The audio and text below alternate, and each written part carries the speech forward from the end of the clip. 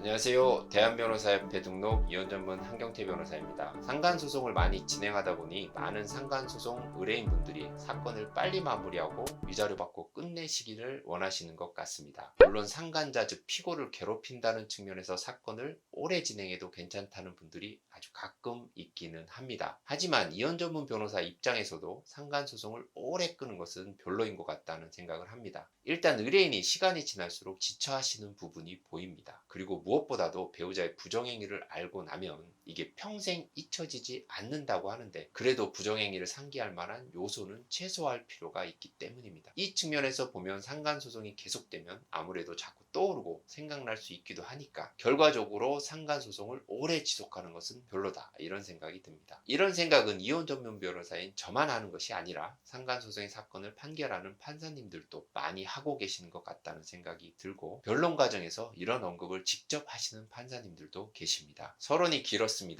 오늘은 상간소송의 기간과 원고 입장에서 상간소송을 최대한 빠르게 마무리하는 방법에 대해 한번 말씀드려볼까 합니다. 본론으로 들어가기 전에 혹자는 상간소송 하지 않고 내용증명 보내서 상간자하고 합의하면 빨리 끝나는 거 아니냐, 이렇게 말하실 수 있는데 맞는 말이긴 하죠. 그런데 실제로 내용증명을 보내서 합의까지 되는 경우가 많지는 않습니다. 그리고 상간자 인적사항을 제대로 몰라서 내용증명도 못 보내는 경우가 많고요. 어찌되었든 상간소송을 진행했을 때 걸리는 기간, 그리고 다년간의 제 경험으로 최대한 빨리 사건을 마무리 짓는 방법을 말씀드리겠습니다. 이 재판 진행의 순서대로 말씀을 드릴 건데요. 첫 번째 단계는 소장을 접수하기까지의 과정입니다. 외도를 인지했다면 최대한 배우자 모르게 빠르게 두 가지 증거를 수집해야 하는데, 부정행위가 이루어진 증거와 상간자가 내 배우자가 기혼자인 사실을 알았거나 알 수 있었다는 증거입니다. 그리고 상간자를 특정할 수 있을 정도의 정보, 휴대폰 번호와 이름 정도는 확보를 해야 합니다. 두 가지 증거와 상간자를 특정할 정보를 파악했다면 이제는 변호사를 선임해야겠죠. 여기서도 시간 차이가 발생할 수 있습니다. 사무실에 따라 변호사에 따라 소장 접수까지 시간이 걸릴 수가 있거든요. 저 같은 경우는 다년간 경험이 있기 때문에 자료를 전달받고 3일 정도 되면 소장을 접수해 드리고 있습니다.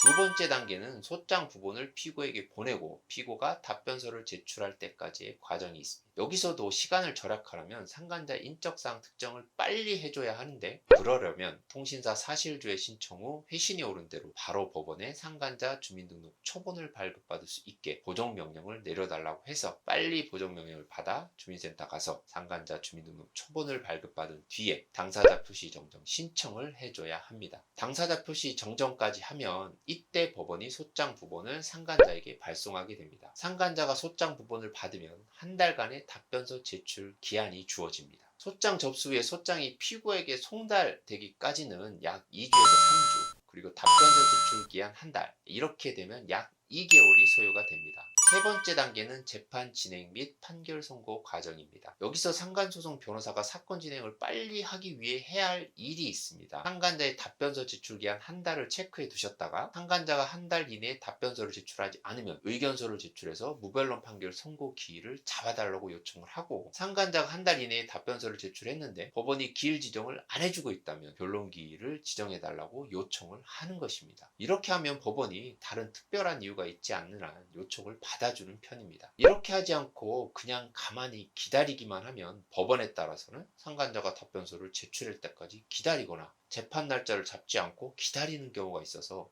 시간이 꽤 지체될 수 있습니다. 상간자가 답변서를 제출하는 경우는 첫 변론기일, 즉 첫 재판 날짜까지는 소장 접수 후에 가장 빠르면 3개월, 보통은 4, 5개월이 걸리신다고 보시면 됩니다. 변론 기일을 한 번만 진행하고 변론을 종결한 뒤에 판결 선고를 받는 게 원고로서는 가장 빠르게 판결을 받을 수 있는 방법인데, 이렇게 하려면 재판 날짜 약 2주 전까지는 피고 답변서에 대한 반박 준비 서면 및 증거를 모두 제출하는 것이 좋습니다. 그래야 피고도 재판 전까지 원고 쪽 준비 서면을 보고 답변할 시간이 주어지고, 이래야 피고가 변론 기일을 한 번 더 진행해 달라고 요구하는 것을 어느 정도 차단할 수 있기 때문입니다. 변론 기일이 한 번이 아니라 한 번 더 진행이 되면 한 번 진행될수록 1개월씩 기간이 늘어난다고 보시면 됩니다. 보통 한 사건의 변론 기일은 1개월에서 2개월에 한 번씩 진행하거든요. 결론적으로 가장 빠르게 진행해서 변론 기일을 1회 진행하고 판결이 선고되는 경우 판결 선고일까지 약 4개월에서 5개월이 소요되는 것입니다. 상간소송의 기간에 영향을 주는 변수는 법원 재판부에 따라 사건 초기에 조정에 회부하는 경우입니다. 이때는 조정 사건 번호가 부여되고 조정기일이 지정되고 조정이 불성립되면 사건이 다시 재판으로 진행되는 과정이 있기 때문에 약 2개월의 기간이 추가가 됩니다. 또 하나의 변수는 피고가 소장 부번을 받지 않는 경우입니다. 이때는 여러 송달 절차를 거쳐야 하고 그럼에도 안 받으면 그때 공시송달로 진행해야 하기 때문에 약 1개월 정도의 기간이 추가될 수 있습니다. 상간소송을 변호사에게 맡긴 의뢰인 입장에서는